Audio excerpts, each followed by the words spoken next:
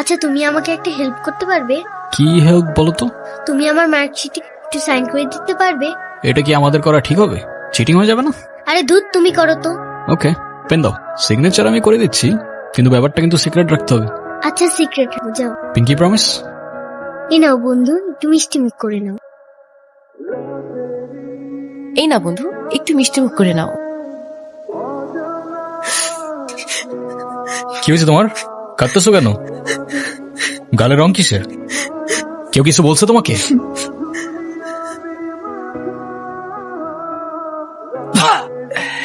কিরে, তুই আমার মাল কেন? তুই কি আমার ব্যাচমেট না আমার খালাতো ভাই? তুই তুই করে বলার রাইট কে দিছে তোরে? তুই কিন্তু ওর গায়ে হাত তুললা, কাজটা ঠিক করলি না ঈশান। ঈশান না, ঈশান ভাই। রেসপেক্ট দিয়ে কথা বল, নাইলে ওরে হসপিটালে নেওয়ার আগে তোরে দাফন করতে হবে। তোদের না আগেও বলছি, ভার্সিটির বাইরের কেউ যেন ক্যাম্পাসের ভেতর না ঢুকে। ক্যাম্পাসের ভেতর বাইরের কেউ অ্যালাউড না, কথাটা যেন মনে থাকে।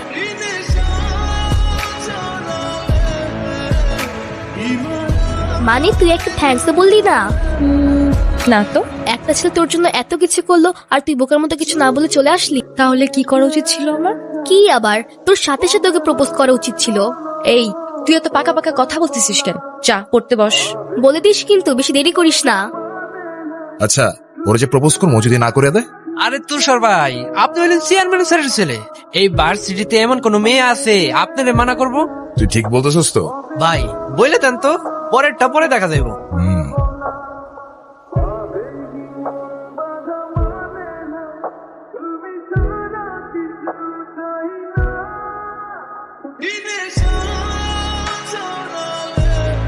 তুই কি ডিরেক্ট প্রপোজ করে দিছিস? সবকিছু কি ডিরেক্ট বলতে হয়? কিছুটা তো বুঝেও নিতে হয়। আচ্ছা, যদি না বুঝে? এই আপু, তুই ভাইকে ফোন দিয়ে বলে দে না। অসম্ভব, আমি কাউকে কল দিতে পারবো না। ভয় পাচ্ছিস তুই? ও বাঘ নাকি ভালো যে ওকে ভয় পাবো? আচ্ছা, তোর দেওয়া লাগবে না, আমিই দিচ্ছি। দিদি, আমি ফোন দিতে নিষেধ করছি, কাউকে ফোন দিবি না। চুপ দাঁড়া। হ্যালো, আসসালামু আলাইকুম। ওয়ালাইকুম আসসালাম। কি বলবো আমি? ভালো আছেন? কে অনু? আপনি আমার ভয়েস চিনলেন কি করে? চিনবো না কেন? তুমি তো আর আননোন কেউ না, না চেনার কি আছে? আচ্ছা, কালকে কি আপনি ভার্সিটিতে আসবেন? হ্যাঁ, এটা বলতে কল দিছো? না মানে, কালকে কি দেখা করতে পারবা? কখন? ক্লাস শেষে। ঠিক আছে। তুমি যেভাবেই হোক বাবার সাথে ইমিডিয়েটলি দেখা করো। আচ্ছা, দেখা তো করবোই, কিন্তু এখনই কেন? গ্রাজুয়েশনটা শেষ হোক অ্যাটলিস্ট। আর সময় তো আর শেষ হয়ে যাচ্ছে না। তোমার শেষ না হলে আমার ঠিকই হচ্ছে ঈশান। তোমার গ্রাজুয়েশনের জন্য বাবা মাকে বাসায় বসায় রাখবে না। আচ্ছা, আমি কিছুদিন পর দেখা করি, আমাকে একটু ভাবতে দাও। আর কত ভাববা তুমি? তুমি চাওটা কি ঈশান? আমি মরে যাই? ঠিক আছে, তোমার ভাবতে হবে না। আরে যাবো না বলছি নাকি? বসো, একটু কিছু না হইতে কান্নাকাটি শুরু করে দাও। এত টেনশন করার কি আছে? আমি তো আসি নাকি। সত্যি তো? 100। আচ্ছা, একটা কথা বলি, রাগ করবা না প্লিজ? বলো, রাগ করবো কেন? তুমি বাবার সাথে কথা বলার সময় মাথা একটু ঠান্ডা রাখো। আচ্ছা ঠিক আছে, কবে যাইতে হবে সেটা বলো। আচ্ছা, বাবার সাথে কথা বলে জানাবো, কেমন? আজকে উঠি, এমনিতেই বাসা অনেক ঝামেলা চলতেছে। আচ্ছা ঠিক আছে, সাবধানে যাও। ওকে। আপু, আপু, তাড়াতাড়ি আয়, ঈশান ভাই আসছে। কেন? এটা তোমার জন্য। Thank you. দেখি কি? আমাকে দিছে না? আসসালামু আলাইকুম। ওয়ালাইকুম আসসালাম। বসো। বাবা। হুম ও ঈশান। হ্যাঁ, সে তো দেখলাম। কি করো তুমি? আমি এলএলবি তে লাস্ট ইয়ারে আছি। ও, স্টুডেন্ট। তোমার উদ্দেশ্যটা কিন্তু আমি বুঝতে পারছি। জি স্যার। তোমাদের মতো ছেলেরা কেন আমাদের মতো বিজনেসম্যানের মেয়েকে টার্গেট করে, কিসের লোভে, সেটা আমার খুব ভালো করে জানা আছে। বাবা, কি বলছো এসব? তুমি চুপ করো, আমি কথা বলছি। তোমার ফ্যামিলিতে আর কে কে আছেন? বাবা মা দুজনেই আছেন, কিন্তু ফ্যামিলি বলতে আমি একা। তার মানে আমি তো ঠিক বুঝলাম না। তারা আমার সাথে থাকে না, সেপারেটেড। ও, বুঝতে পারছি। তা প্রবলেমটা কার ভেতরে? বাবা মাকে ছেড়ে চলে গেছেন নাকি মা বাবাকে? আপনি ঠিক কি মিন করতে চাচ্ছেন আমি ঠিক বুঝলাম না স্যার। আই মিন, ক্যারেক্টারের প্রবলেমটা কার ভেতরে ছিল, তোমার বাবার না মার? আরে সমস্যা তো আপনার ক্যারেক্টারে। You don't even know the basic manners. কিভাবে কারোর সাথে কথা বলতে হয় সেই ভদ্রতাটাও শেখেন নাই আপনি। আমাকে আসছে আমার বাবা মা নিয়ে কথা বলতে। আর হোয়াট ইউ মিন ভাই, তোমার মতো ছেলে? হ্যাঁ, কি টার্গেট করছি আমি? আপনার টাকা? অবভিয়াসলি, তা নয় তো কি? আপনার হয়তো আমার ব্যাকগ্রাউন্ড সম্পর্কে ধারণা নেই স্যার। আপনাদের মতো সো-কল্ড বিজনেসম্যান আমার বাবার অফিসের লাইন দিয়ে দাঁড়িয়ে থাকে। আমি এখানে আসছি শুধুমাত্র ওকে ভালোবাসি বলে, সেকেন্ড কোনো উদ্দেশ্য সমান নাই। তুমি তো একটা বেয়াদব। তোমার ক্যারেক্টার সম্পর্কে আমি খুব ভালো করে জানি। তুমি রাস্তাঘাটে মাস্তানি করো, আর তুমি কি করে ভাবলে যে তোমার মতো একটা স্কাউন্ডারের হাতে আমার মেয়েকে তুলে দেবো? তো আপনার মেয়েরে কে বলছে আমার হাতে তুলে দিতে? আমি বলছি বাসায় ডেকে আনছেন অপমান করতে। আপনার বাবা মাই তো আপনাকে ভদ্রতাটা শেখাইতে পারেনি। আপনি আসছেন আমায় জাজ করতে। বেরিয়ে যাও, এই মুহূর্তে আমার বাড়ি থেকে বেরিয়ে যাও। Get out! আপনি যদি মনে করেন আপনি চিৎকার করে আমাকে দমায় রাখতে পারবেন, then I can make more noise. তুমি এটা কেন করলা? ঈশান, আমি তোমাকে বারবার বলছি বাবার সামনে রাগটা একটু কন্ট্রোল করে ভদ্রভাবে কথা বল। আমার জন্য এতটুকু করতে পারলা না? আমি বাবাকে অনেক কষ্ট করে ম্যানেজ করছি। তুমি জাস্ট একটা বার কি সরি বলো, সবকিছু ঠিক হয়ে যাবে। আমি কেন সরি বলবো? উল্টা তোমার বাবাকে বলো আমাকে এসে সরি বলতে। ঈশান, ফল্ট তোমারও ছিল। তুমি বাবার সাথে শাউট করছো, আর একটা সরি বলে যদি সবকিছু ঠিক হয়ে যায়, কেন সরি বলবা না? কারণ আমি সরি বলি না, আর বলবো না বলছি তো বলবো না, ব্যাস। তোমার ইগোর জন্য না তোমাকে কিছু বলতো আমি ভয় পাই। সেদিন তুষার সাথে যা করছো, তারপর থেকে তোমাকে কোনো কিছু বলার সাহস পর্যন্ত আমি পাই না। এরকম চলতে থাকলে দেখবে একদিন আমি চলে যাব। তো যাও না, তোমাদের আর কেউ আটকা রাখে নাই। রাখছি, আমি আটকা রাখছি। ঈশান প্লিজ একটু বোঝার চেষ্টা করো। তুমি বাবার কাছে গিয়ে একটাবার সরি বললে সব ঠিক হয়ে যাবে। আরে আমি সরি বলবো না ভাই, বলবো না আমি সরি।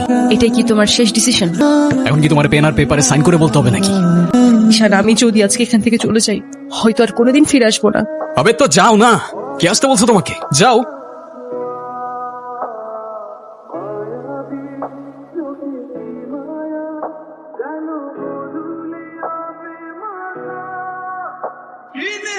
এখন তুমি স্কুল বাঙ্ক করা স্টার্ট করেছো, আবার টিচারকে ফেক গার্ডিয়ানের সাইন দেখিয়েছো। এমনটা আমি তোমার কাছ থেকে কখনোই আশা করিনি নানু ভাই। আয়রা, নানু ভাইকে সরি বলো। আই ডোন্ট সে সরি, আমি সরি বলবো না। আয়রা সরি বলো। আমি কি করলাম? আমি কেন সরি বলবো? কখনো কখনো আমাদের ভুল না থাকলেও সরি বলতে হয়। বেসিক্যালি ওর কোনো দোষ নেই।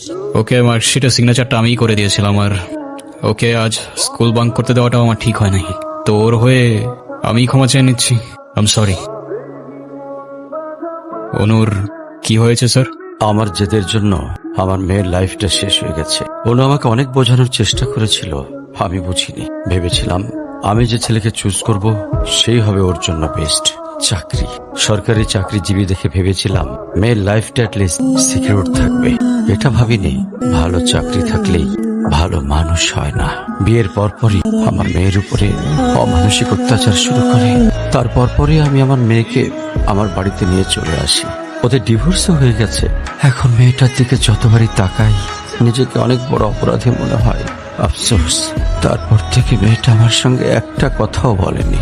যদি আপনি কিছু মনে না করেন, আপনাকে একটা রিকোয়েস্ট করতে চাই স্যার। হ্যাঁ বলো। যদি আপনার পারমিশন থাকে, আমি অনু আর আয়রার রেসপন্সিবিলিটিস নিতে চাই। কেন সিম্পেতে দেখাইতে আসছেন? আপনি প্লিজ এখান থেকে চলে যান।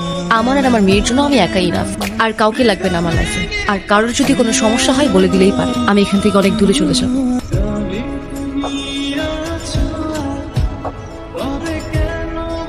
টিফিন সবগুলা খাইছিলা? সব শেষ করছে তো? ঈশান, কেমন আছো তুমি? তোমাকে যে কত খুঁজছি আমি। তাই কেন আসেন এখানে বারবার? আপনাকে নাচতে নিষেধ করছি? প্লিজ চলে যান তো, আমাদেরকে একটু শান্তিতে থাকতে দেন।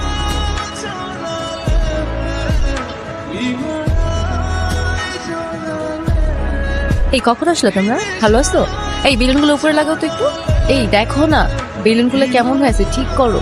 এই দিকটায় ফ্লাওয়ার কোথায়? আয়রা, তোমার মন খারাপ কেন? সবাই সেলফি তুলছে, তাড়াতাড়ি আসো। আমি যাব না, তুমি যাও। আয়রা চলো, কেক কাটার জন্য সবাই ওয়েট করতেছে। ঈশান কোথায়? ঈশানকে দিয়ে কি করবা তুমি? ও আসবে না। ঈশান না আসলে আমি বার্থডে করব না। চলো বাবা, সবাই অনেকক্ষণ ধরে ওয়েট করতেছে, আসো। আমি যাব না। তোমাকে উঠতে বলছি না? আমি যাব না, যাব না, যাব না। নেক্সট টাইম আমার সাথে শর্ট করে কথা বলবা না, মনে থাকে যেন। আয়রা,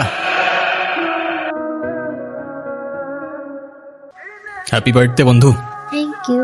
এ কি বন্ধু, তুমি কাঁদছো কেন? কই না তো, কাচ্ছি না তো। ওয়েট। দেখো, এ নাও বন্ধু, একটু মিষ্টি মুখ করে নাও। আপনি আবার আসছেন? এই চলো তো। আস্তে, আমার ব্যথা ওর দোষটা কি অনু? লাগছে। তুমি আমার উপরে জেদ করে ওকে কেন কষ্ট দিচ্ছ? আমার মেয়ে আমার যা খুশি তাই বলবো, আপনি বলার কি? আর কেনই বা আসছেন এখানে? কেউ না, আমি আর কখনো আসবো না। চলে যাচ্ছি আমি এই শহর ছেড়ে, বহু দূরে। এমনিতেও এই শহরে আপন বলতে তেমন কেউ নেই আমার। শুধুমাত্র শেষবারের জন্য আমার ছোট্ট বন্ধুটাকে দেখতে এলাম। তবে যাবার আগে তোমাকেও কিছু কথা বলার ছিল। বাবা মা থাকতেও তাদের ভালোবাসাটা কখনো পাইনি আমি। ছোটবেলা থেকে একা একা থাকতে শিখে গেছি। আমার মতো যারা আছে না, তারা নিজের কষ্টটা কখনো বলে বুঝাইতে পারে না, বা বলতে পারো বলার মানুষটাই থাকে না। তবে আমি যখন আয়রার দিকে তাকাই না, তখন আমি আমার ছোট্টবেলার সেই ঈশানকে দেখতে পাই। শুধুমাত্র এইটুকু বলতে চাই যে আমার জীবনের মতো অ্যাটলিস্ট ওর জীবনটা হতে দিও না। আমার উপরে থাকা অভিমানগুলোর জন্য তুমি ওকে কষ্ট দিও না। ভালো থেকো ছোট্ট বন্ধু, আর তুমিও ভালো থেকো। আসি। আমি ঈশানের কাছে যাব, আমার হাত ছাড়ো। ঈশানকে যেতে দিও না প্লিজ। তুমি যা বলবে আমি তাই শোনো, প্লিজ হাত ছাড়ো। আম্মু প্লিজ আমার হাত ছাড়ো। আমার ঈশান,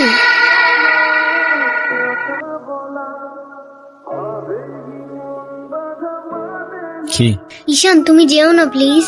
যেতে তো হবেই, বলো কেন যেতে হবে? প্লিজ থাকো না।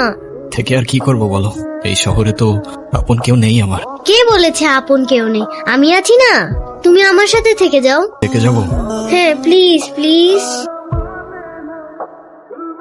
ওকে বন্ধু, থেকে গেলাম। সত্যি? সত্যি। Pinky promise. Happy Happy birthday to you.